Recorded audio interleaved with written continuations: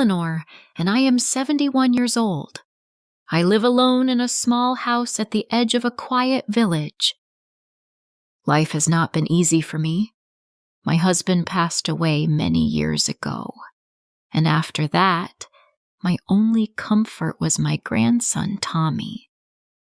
He was my light, my joy, and the reason I got up every morning.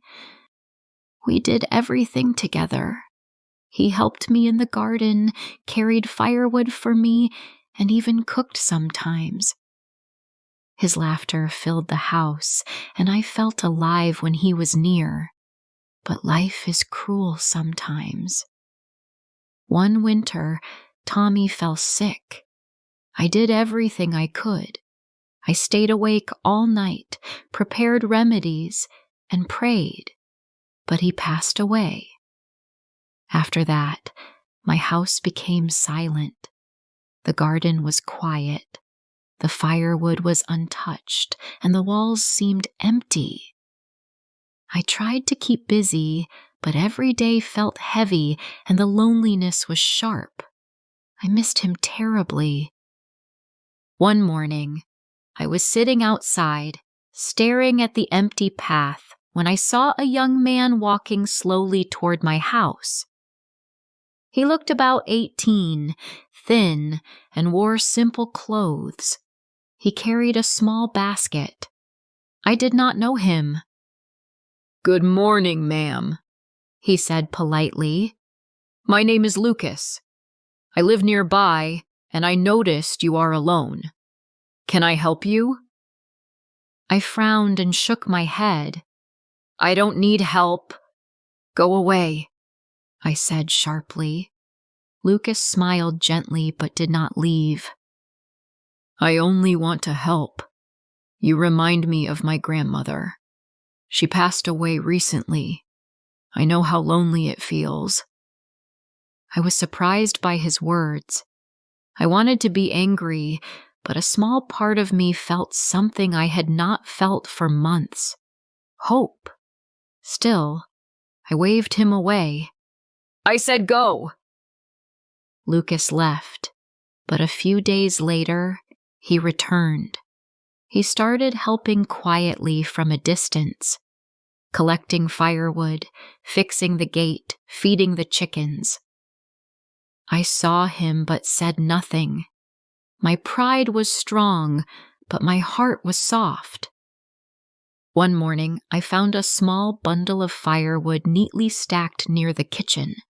My hands trembled as I touched it.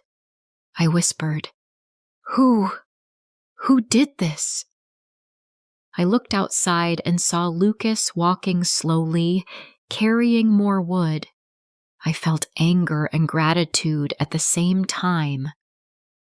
"Mother, ma'am, I brought more," he called softly. I jumped back. "Do not call me mother. I am not your mother. Stay away." Lucas bowed his head. "I only want to help. Please, do not be angry." I turned away, my hands shaking. But that night, I thought of him, his gentle face, his kind hands. He reminded me so much of Tommy, of the warmth I had lost. My heart ached. The next day, Lucas did not come.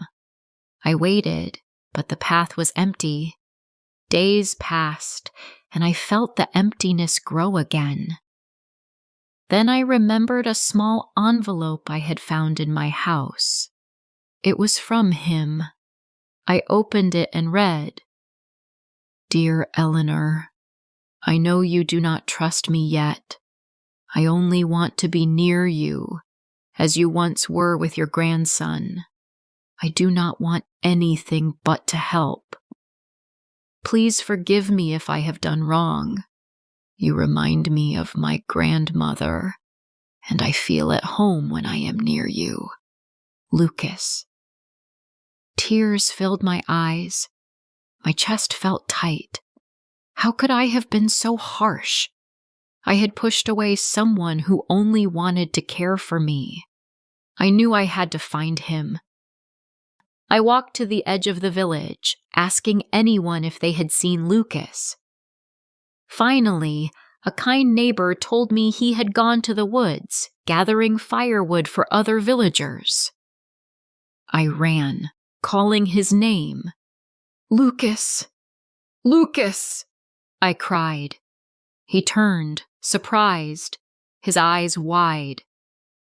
I am sorry," I said, my voice shaking.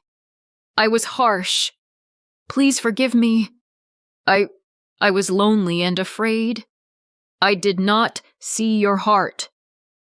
Lucas's face softened. "It's okay, Eleanor. I understand. I just wanted you to have someone near you." From that day, we became family. He stayed with me, helping in the garden, feeding the animals, and sitting with me in the evenings. We talked about our lives, our lost families, and our dreams. I felt alive again. We laughed, we cried, and slowly the silence left my home. Lucas was no longer just a boy from the village. He became my grandson, my family, my comfort. And for the first time in a long time, I felt that life could still bring happiness, even after great loss.